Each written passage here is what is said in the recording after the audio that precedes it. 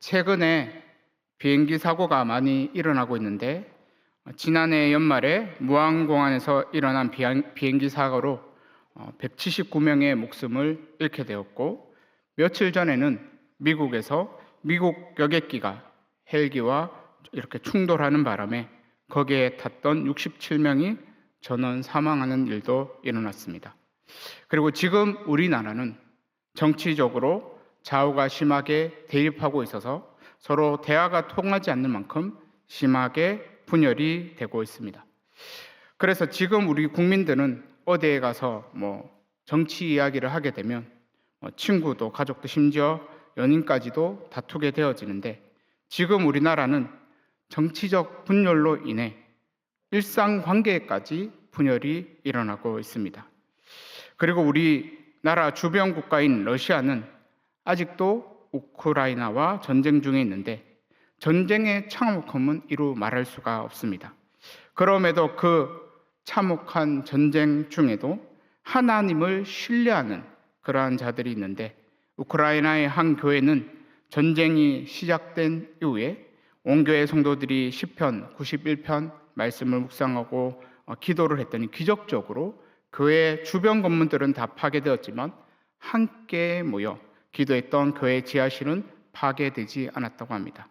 그러니까 지존자이시고 또 전능자이신 하나님께서 이들의 요새가 되어준 것입니다.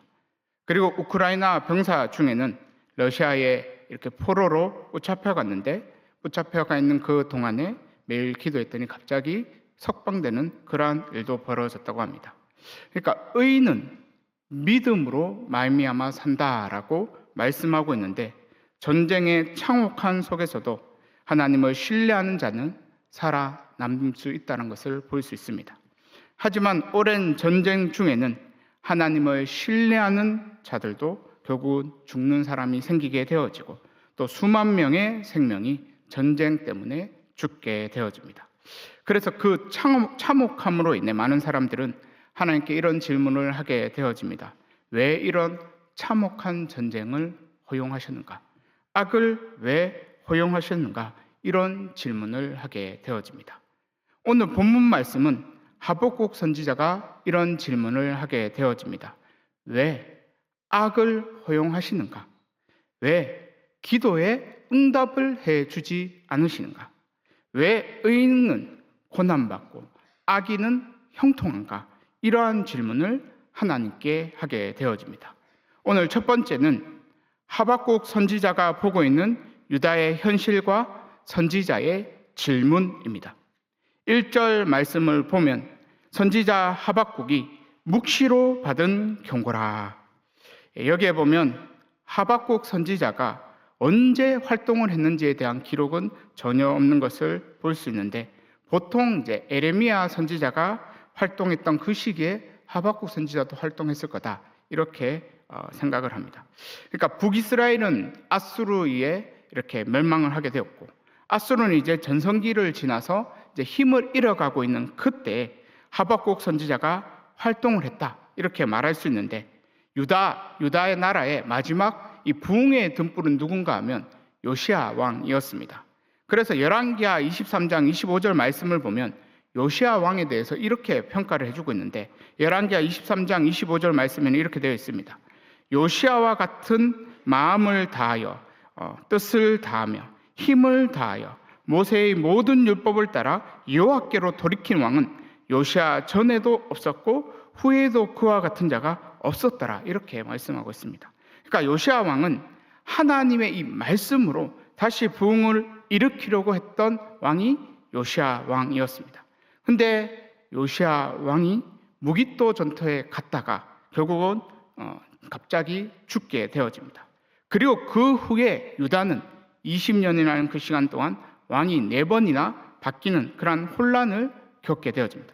그리고는 유다도 망하게 되어지는데, 특히 그 혼란기로 바뀐 왕 가운데 여호야김 왕이 유다 왕이 되어졌을 때, 그때 나라는 완전히 멸망으로 이렇게 가고 있게 되어집니다. 그러니까 아마도 하박국 선지자가 활동했던 그 시기의 왕은 여호야김 왕이 아니었을까, 이렇게 추측을 할 수 있는데, 일단 여호야김 왕은 애굽이 마음대로 부려먹으려고 세운 꼭두가시 왕이었습니다.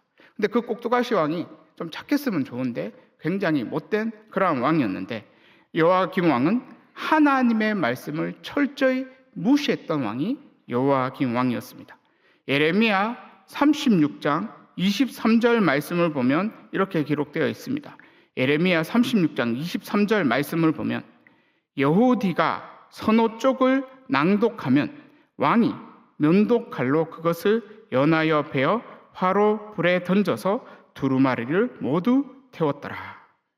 여기에 이제 예레미야 36장 23절에 나오는 왕은 여호야김 왕을 말하는 것입니다.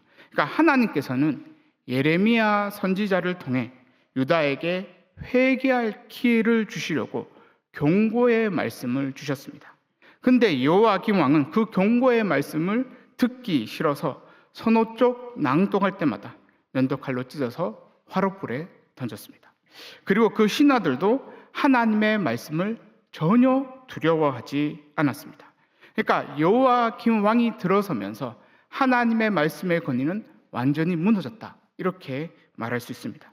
거기다가 여호야김 왕은 난폭했고, 그리고는 이 탐욕이 많아서 백성들을 착취해서 자기를 위해 화로운 군전을 지었던 왕이 여호야김 왕이었습니다.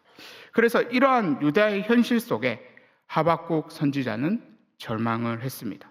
그리고 그 절망 가운데 하박국 선지자는 기도부터 하게 되어지는데, 오늘 본문 2절 말씀을 보면, 여호와여 내가 부르짖어도 주께서 듣지 아니하시니 어느 때까지이리까?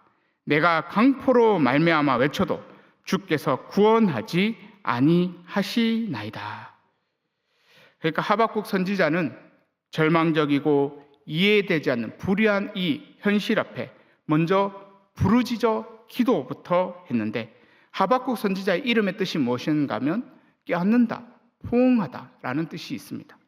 그러니까 이 하박국 선지자는 현실적인 이 문제, 불의한 그 현실 가운데 껴안고 기도부터 했던 그러한 선지자라고 말할 수 있는데, 보통 우리들은 이해되지 않는 문제, 힘든 문제에 딱 부딪히게 되면 우리는 화부터 냅니다.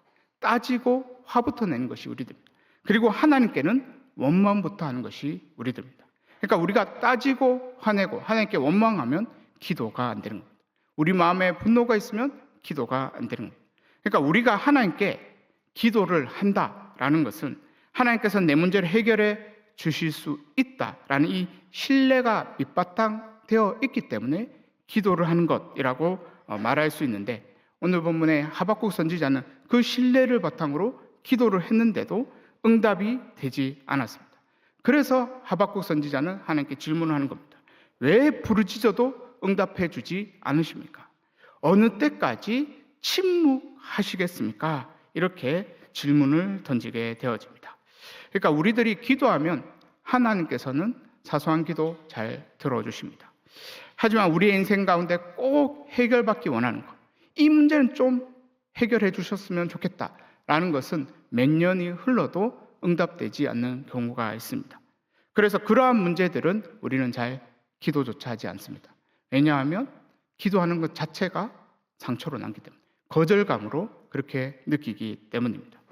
하지만 하박국 선지자는 계속 기도했습니다. 응답받을 때까지 끈질기게 기도했는데 하나님께서는 응답해 주지 않습니다. 그리고 현실의 문제는 점점 더 안 좋아졌는데, 오늘 본문 하박국 선지자가 보게 된 현실은 이러했습니다. 3절 말씀을 보면, 어찌하여 내게 죄악을 보게 하시며 패역을 눈으로 보게 하시나이까? 겁탈과 강포가 내 앞에 있고 변론과 분쟁이 일어났나이다.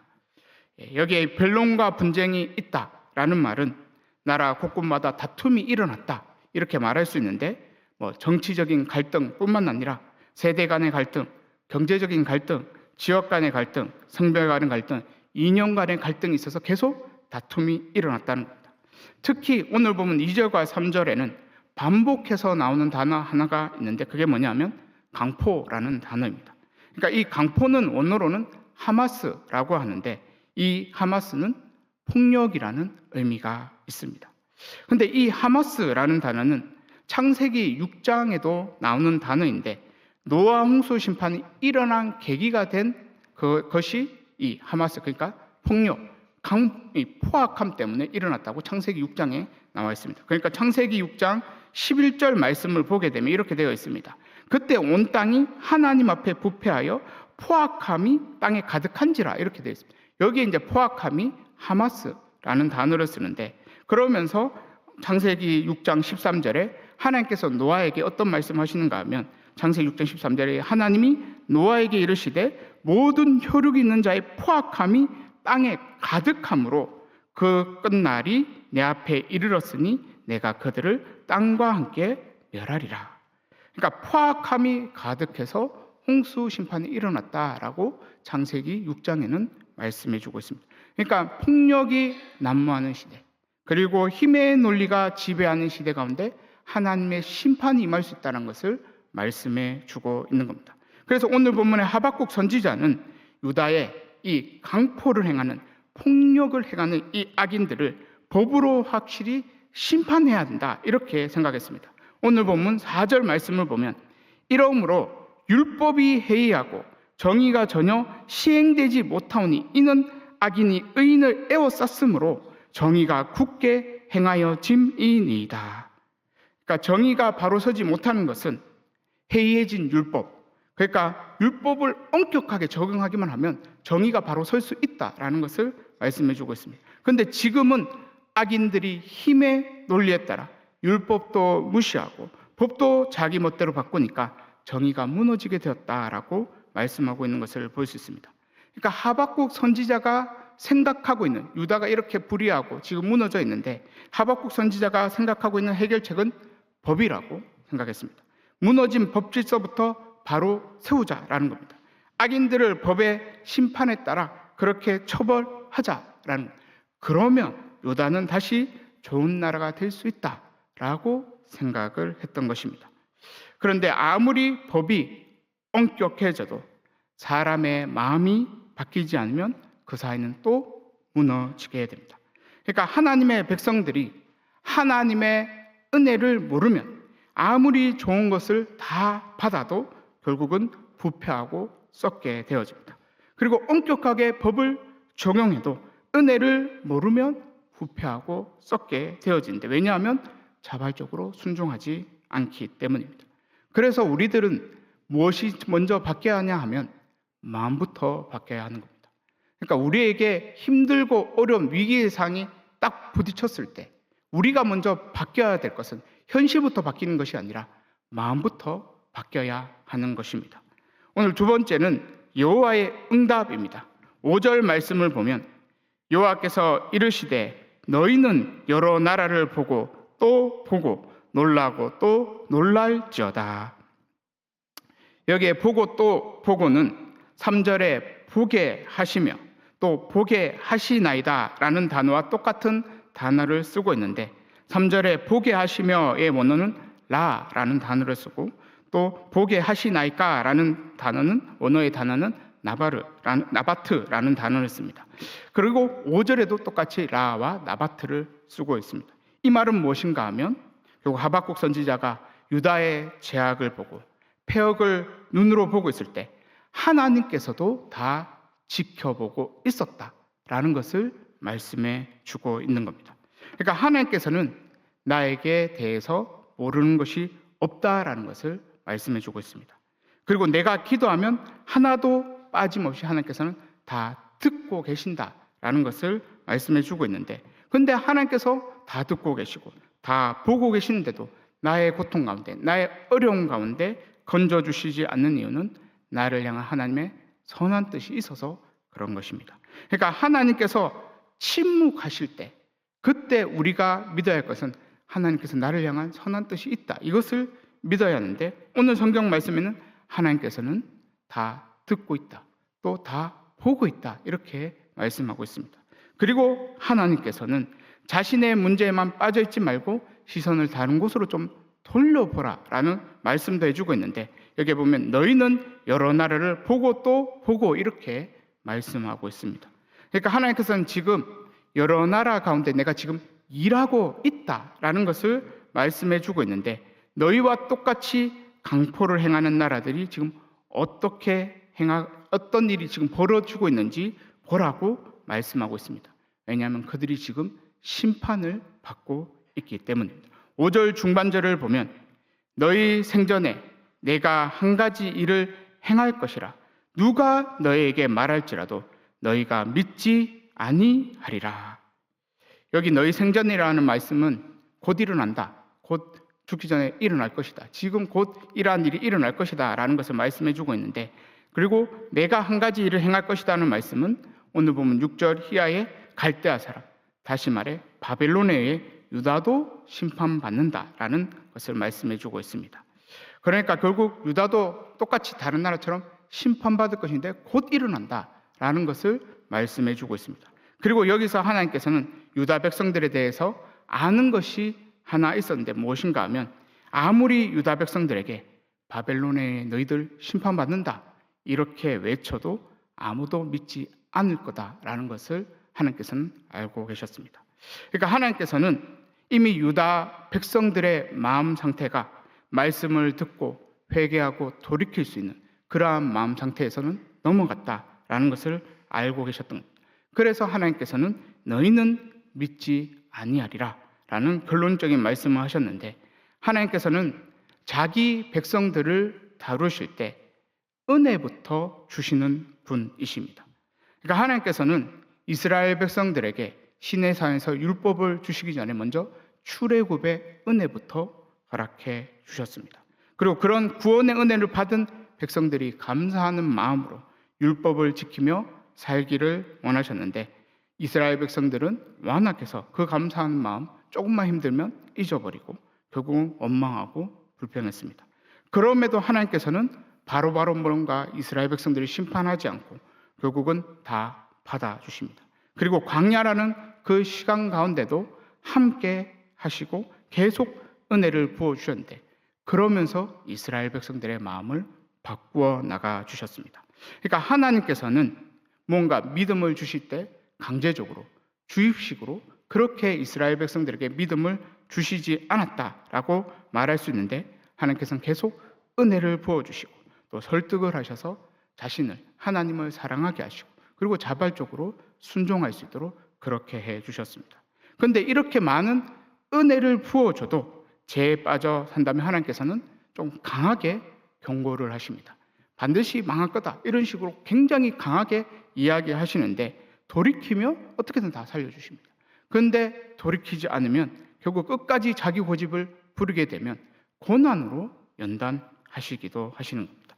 그러니까 말씀의 은혜로 은혜를 제대로 먹지 못하면 고난으로 연단을 하시는데, 지금 유다 사회는 이제 고난조차도 안 되는, 고난으로도 바꿀 수 없는 그러한 상태가 되었던 것입니다. 그러니까 북이스라엘처럼 심판 말고는 회복시킬 방법이 없는 그러한 영적인 상태가 되었는데, 바벨론에 의해서 심판받는 이 일은 이스라엘 백성, 그러니까 유다 백성들에게는 은혜를 빼앗겨서 비참하게 되는 그러한 일이라고 말할 수 있습니다. 이 말은 결국은 자유롭게 예배드리는 것, 또 그 가운데 말씀에 순종하고자 막 애를 쓰고 그렇게 자유롭게 주님 앞에 나아가는 그 모든 것들이 빼앗긴다라는 것입니다.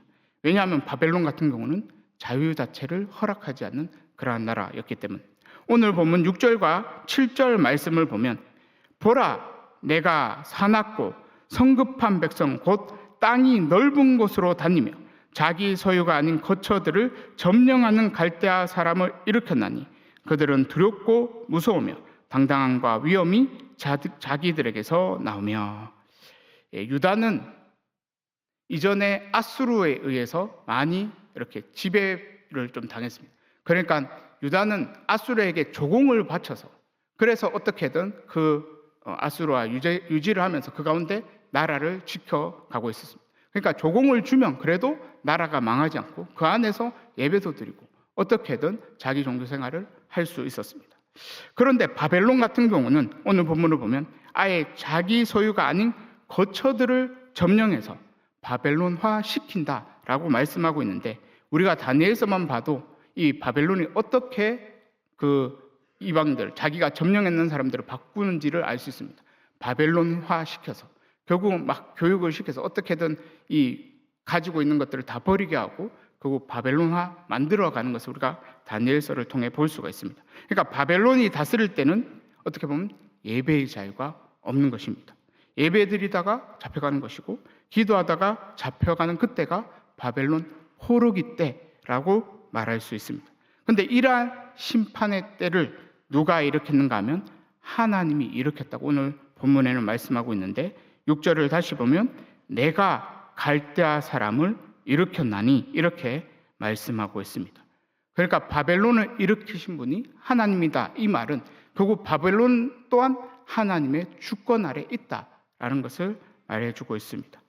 그러니까 하나님께서는 바벨론을 일으키셔서 악한 세력들이 마음껏 설치도록 그냥 내버려 두셨다라는 것을 말해주고 있는데 신앙이 없는 자는 바벨론 포로 생활 가운데 신앙이 없는 자들은 그냥 바벨론에 빌붙어서 어떻게든 살아남겠지만 결국 신앙이 있는 유대인들이라면 자유도 뺏긴 채 은혜도 뺏긴 채 믿음으로 어떻게 해서든 살아남아야 하는 그 상황이 결국 바벨론 포로 시기라고 말할 수 있습니다. 그러니까 그때가 되어서야 결국 마음껏 은혜 받을 때가 좋은 때였구나라고 그렇게 느끼게 되어진다는 거예요.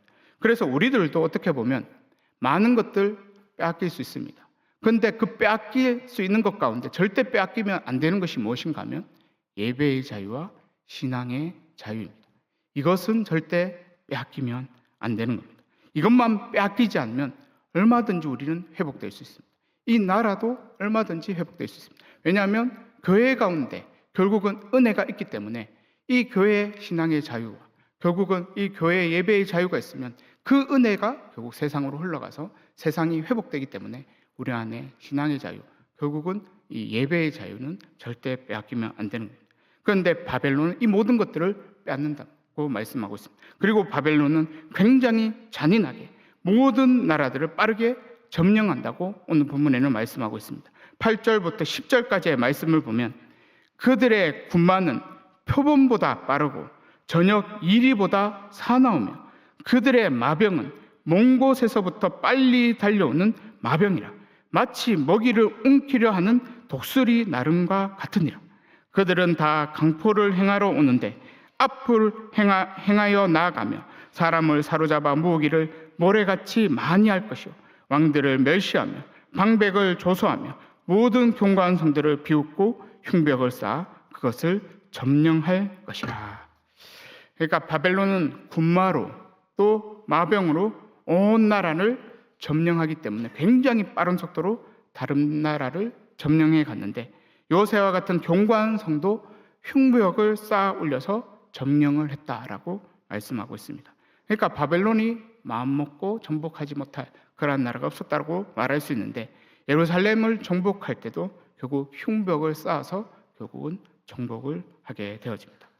결국 하박국 선지자의 기도에 여호와의 응답은 무엇이었는가 하면 지금 바벨론을 일으켜 더 악한 나라 바벨론을 일으켜 강포를 행하러 유다 땅에 곧 온다라는 것이 여호와의 응답이었습니다. 그러니까 하박국 선지자는 율법을 더 엄격하게 적용해서 악인들은 다 감옥에 쳐놓고 강포를 없애달라 이렇게 기도를 했다면 하나님의 응답은 더 못된 놈이 와서 아예 나라 자체를 집어삼킨다 이렇게 응답을 해 주셨던 것입니다. 오늘 세 번째는 이해할 수 없는 여호와의 응답에 대한 하박국 선지자의 반응입니다. 우리들은 하나님께 기도할 때 내가 원하는 응답을 가지고 기도를 합니다. 그래서 하나님 뜻이 잘 보이지 않습니다. 그런데 우리들이 내가 원하는 이 답, 응답부터 이 내가 받기를 원하는 그것부터 내려놓고 하나님 뜻을 보여달라고 하나님 뜻을 알려달라고 그렇게 기도한다면 하나님께서 뜻을 보여주시는데 오늘 본문처럼 전혀 예상치 못한 그러한 응답을 받을 수도 있습니다. 그러면 그때부터 우리는 하나님과 씨름을 하기 시작하게 되어지는데 오늘 보면 12절 말씀은 자신이 지금까지 믿었던 하나님과 하나님의 뜻에 대해 말씀을 해주고 있습니다. 12절 말씀을 보면 선지자가 이르되 여호와 나의 하나님, 나의 거룩한 이시여, 주께서는 만세 전부터 계시지 아니하시니까 우리가 사망에 이르지 아니하리이다. 하박국 선지자는 먼저 하나님을 어떻게 부르는가 하면 나의 하나님, 결국 나의 거룩한 이렇게 부르고 있는 것을 볼 수 있습니다. 그러니까 하나님께서 내 생각과 다른 응답을 하셔도 여전히 나의 하나님이라는 것입니다. 그래서 하박국 선지자의 질문에는, 하박국 선지자 어떻게 보면 기도에는 하나님에 대한 신뢰를 바탕으로 계속 기도하고 결국 계속 질문을 하고 있다라고 말할 수 있습니다. 그러니까 우리들도 나의 하나님에 대한 신뢰가 먼저 있어야 하나님과 계속 소통을 할 수 있고 또 하나님과 계속 씨름을 할 수 있는데, 이것은 말씀을 대할 때도 마찬가지라고 말할 수 있습니다. 하나님의 말씀은 절대 진리다. 반드시 하나님의 말씀은 하나님께서 주신 모든 그런 하나님께서 주신 말, 사람의 말이 아니라 하나님께서 주신 말씀이다. 이 믿음 안에서 결국은 말씀을 대할 때 이해되지 않는 그 말씀 앞에서도 계속 질문을 던질 수 있고 그 말씀에 순종하려고 애를 쓸 수가 있습니다. 오늘 본문을 보면 이 하박국 선지자는 하나님을 나의 하나님이라고 부르면서 만세 전부터 계신 나의 하나님이라고 이야기하면서 결국 사망에, 그 하나님께서 이스라엘 유다 백성들을 택했으니까 사망에 이르지 않을 거다, 영원히 살도록 인도해 주실 거다, 이렇게 말씀하고 있는데, 이 말씀은 하나님의 백성들에게 고난은 있어도 심판은 없다라고 말해주고 있는 겁니다. 그런데 지금 하나님의 뜻은 무엇인가 하면 하나님께서 심판하시겠다라는 것이 하나님의 뜻이었습니다. 12절 중반절을 보면 여호와여, 주께서 심판하기 위하여 그들을 두셨나이다. 반석이시여, 주께서 경계하기 위하여 그들을 세우셨나이다. 그러니까 주께서 그들을 두셨다, 주께서 그들을 세우셨다, 이렇게 말씀하고 있는데, 하박국 선지자는 12절 말씀을 통해서 자신의 믿음과 하나님 뜻이 너무 다르다라는 것을 말을 해주고 있습니다. 그런데 하박국 선지자는 여기에 보면 그래도 하나님의 주권에 대한 믿음은 있는 것을 볼 수 있습니다. 주께서 두셨다, 주께서 세우셨다라고 그렇게 말하고 있는 것을 볼 수 있습니다. 그러니까 자신이 생각하는 그 하나님, 믿음, 자신이 생각하는 그 믿음과 좀 달라도 하나님에 대한 주권만큼은 흔들리지 않았다라는 것을 말해주고 있습니다. 그리고 그 주권 아래, 그러한 신뢰 아래 하박국 선지자는 질문을 계속하게 되어지는데, 13절과 14절 말씀을 보면 주께서는 눈이 정결하심으로 악을 참아보지 못하시며 패역을 참아보지 못하시거늘 어찌하여 거짓된 자들을 방관하시며 악인이 자기보다 의로운 사람을 삼키는데도 잠잠하시나이까. 주께서 어찌하여 사람을 바다의 고기 같게 하시며 다스린 자 없는 벌레 같게 하시나이까. 하박국 선지자는 신뢰를 바탕으로 결국은 굉장히 현실적인 그러한 질문을 계속하게 되어지는데, 바벨론은 유다를 심판할 자격이 없다라고 말합니다. 왜냐하면 하나님 보시기에도 거짓을 행하는 나라 아닙니까? 하나님 보시기에도 더 악한 나라 아닙니까? 라고 말을 하고 있습니다. 그리고 바벨론이 유다를 심판하면 의인이고 악인이고 상관없이 바다 물고기처럼 벌레처럼 하찮게 여기면서 짓밟을 것이다, 이렇게 말을 하고 있습니다. 그러면서 하박국 선지자는 악인이 형통한 것이 과연 옳은지 이렇게 마지막으로 질문을 하게 되어집니다. 15절에서 17절까지의 말씀을 보면 그가 낚시로 모두 낚으며 그물로 잡으며 투망으로 모으고 그리고는 기뻐하고 즐거워하여 그물에 제사하며 투망 앞에 분향하오니 이는 그것을 힘입어 소득이 풍부하고 먹을 것이 풍성하게 됨이니이다. 그가 그물을 떨고는 계속하여 여러 나라를 무자비하게 멸망시키는 것이 옳으니까. 여기에 낚시로 모두 낚는다는 것은 갈고리로 그냥 다 잡히는 대로 끌고 간다라는 말씀입니다. 그리고 그물로 잡으며 투망으로 모은다는 말씀은 작은 거 하나까지도 싹 다 그냥 끌고 간다라는 말씀인데, 이 바벨론은 그냥 잡히는 대로, 그리고 작은 거 하나까지 싹 다 끌고 가서 자기 배를 채우는 그러한 자라고 말씀하고 있습니다. 그러면서 하박국 선지자는 이러한 악한 나라 바벨론을 심판의 도구로 사용하는 것이 과연 옳습니까? 라고 마지막으로 묻게 되어집니다. 그러니까 현실적으로 생각을 하게 되면 이런 하나님의 뜻은 잘 이해되지 않습니다. 그리고 이러한 불의한 세상이 온다면 하나님도 불의하다. 우리는 이렇게도 생각하게 될 것입니다. 그래서 지금 하박국 선지자는 믿음과 불의한 현실 사이에 결국은 괴리감을 느끼면서 믿음이 흔들릴 수도 있는 그러한 상황에 처해 있다라고 말할 수 있는 겁니다. 그러니까 당장 눈으로 보기에는 모든 것들이 불의합니다. 그런데 하나님께서 이렇게 모든 것이 불의한데 그러면서 하나님께서 옳다라고 말한다면 그 말씀에 우리가 믿음으로 받아들일 수 있는가? 이것에 대해 마지막으로 질문을 하고 있습니다. 그러니까 우리가 하나님께서 옳다라는 것을 받아들일 수 있는지 아니면 내가 생각하는 그 옳음을 붙들 것인지 이것에 대해서 마지막으로 이야기를 하고 있는데 우리는 미래를 보는 눈이 없습니다. 우리는 현실밖에 보지 못합니다. 하지만 하나님은 만세 전부터 계신 분이기 때문에 과거, 현재, 미래까지 다 보시는 분이 하나님이십니다. 그래서 하나님께서는 다 보시고 결국 이게 옳다라고 바벨론을 통해 심판하는 것이 옳다라고 말씀합니다.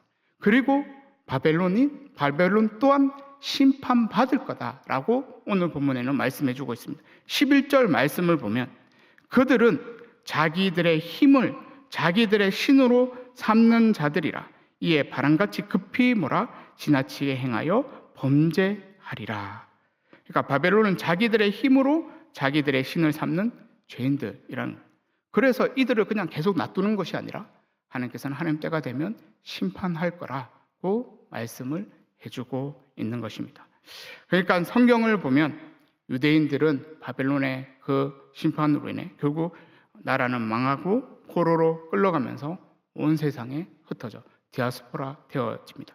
그리고 거기서 믿음을 지키려는 유대인들을 통해 무엇이 세워지는가 하면 회당이 세워지게 됩니다. 그리고 그 회당은 신약 시대에 와서는 결국 복음의 통로 역할을 하는 것을 우리가 성경을 통해 볼 수가 있습니다. 왜냐하면 회당은 말씀을 가르치기 위해 세워진 곳이기 때문입니다.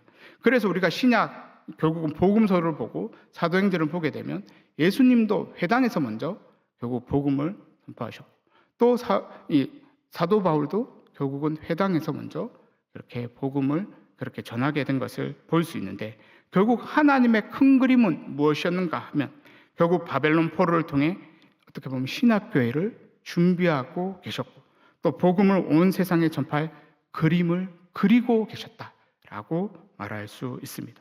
그래서 당장은 불의해 보였던 그 일들이 하나님의 큰 섭리 속에서는 선한 뜻을 이루어가고 있었다는 것을 우리가 성경을 통해 볼 수가 있습니다. 결국 믿음이라는 것이 눈에 보이는 이해할 수 없는 수많은 현실 속에서는 흔들릴 수가 있습니다. 그런데 그때 우리들이 하나님을 더 신뢰해서 믿음으로 계속 붙들고 씨름하면 답을 찾게 되어집니다. 그리고 우리는 미래를 준비하는 일을 하게 되어질 수 있습니다. 주 안에서 결국 말씀 안에서 어떻게든 붙들고 답을 찾게 되어지면 우리는 미래를 준비하는 일에 쓰임을 받을 수 있는 겁니다. 그런데 이해되지 않는다. 현실을 볼 때 도저히 이해되지 않는다. 하나님께서는 지금 없는 것 같다. 이렇게 내 고집만 계속 부리게 되어지면 우리는 오랫동안 답을 찾지 못합니다. 결국 우리는 오랫동안 답을 찾지 못한 채 계속 신앙생활을 하게 됩니다. 그렇게 신앙생활을 하게 되면 현실에 또 이해되지 못한 문제 앞에서 믿음으로 뚫어낼 수가 없습니다. 그러니까 우리가 이해되지 못한 문제 앞에 내가 가진 그 이해되지 못한 문제를 하나님 앞에 내어놓고 씨름해서 답을 찾는 것, 그것이 중요합니다. 그것을 찾게 되어지면 우리의 인생 가운데 수많은 이해되지 못한 문제를 만나도 믿음으로 뚫을 수 있습니다. 한 가지라도 우리가 답을 찾게 되어지면 앞으로 우리의 인생 가운데 이해되지 못한 문제도 얼마든지 현실의 벽 앞에 믿음으로 뚫어낼 수 있습니다. 그런데 우리는 이해되지 못한다고 그냥 하나님을 외면하고 그냥 신앙생활을 하게 되면 늘 현실의 벽 앞에 무너질 수밖에 없을 것입니다. 사랑하는 주의 청년 여러분, 우리가 사는 현실에는 이해할 수 없는 일들도 많이 일어납니다. 그런데 만세 전부터 계신 나의 하나님을 끝까지 우리가 신뢰한다면 풀지 못한 문제는 없습니다. 주 안에서 다 답을 찾게 될 것입니다. 우리 모두 이해되지 않는 현실의 벽에 가로막혀 시험 들지 않기를 바랍니다. 오히려 나의 하나님을 더 신뢰하시고 믿음으로 더 주의 말씀을 붙들고 기도하셔서 여러분 우리들 마음부터 바뀔 수 있기를 바랍니다. 그래서 어떠한 현실 속에서도 나의 하나님을 끝까지 신뢰하시고 하나님께서 이루어 가시는 그러한 위대한 일들을 우리 모두 볼 수 있는 우리 모두가 될 수 있기를 간절히 소망합니다. 제가 기도하도록 하겠습니다. 하나님 아버지, 나의 믿음과 현실 사이에 또 하나님의 뜻과 나의 뜻 사이에 때로는 갈등하고 부딪힐 때가 있습니다. 하나님 아버지, 우리들이 일할 때 내 뜻, 내 생각만 앞세우지 않게 해주시고 하나님 뜻을 더 깊이 알아갈 수 있는 우리들이 다 되게 하여 주시옵소서. 우리는 현실만 봅니다. 눈앞에 보이는 불의한 현실들과 나를 힘들게 하는 그러한 상황들만 보고 우리는 쉽게 판단하고 낙심을 합니다. 하나님 아버지, 만세 전부터 계시고 늘 우리를 사랑하신 그 나의 하나님 앞에 하박국 선지자처럼 그냥 우리들도 질문하기를 원합니다. 하나님께서 응답해 주실 때까지, 하나님께서 나의 마음을 변화시켜 주실 때까지 주의 말씀을 붙들고 기도하고 또 기도하는 우리들이 다 되게 하여 주시옵소서. 그래서 우리들이 우리의 발목을 붙잡고 있는 풀리지 않는 문제들 하나님 앞에서 다 답을 찾고 주님을 더 신뢰하고 어떠한 현실 속에서도 믿음으로 뚫고 나갈 수 있는 우리의 믿음이 될 수 있도록 은혜 다하여 주시옵소서. 감사드리며 예수님의 이름으로 기도드리옵나이다.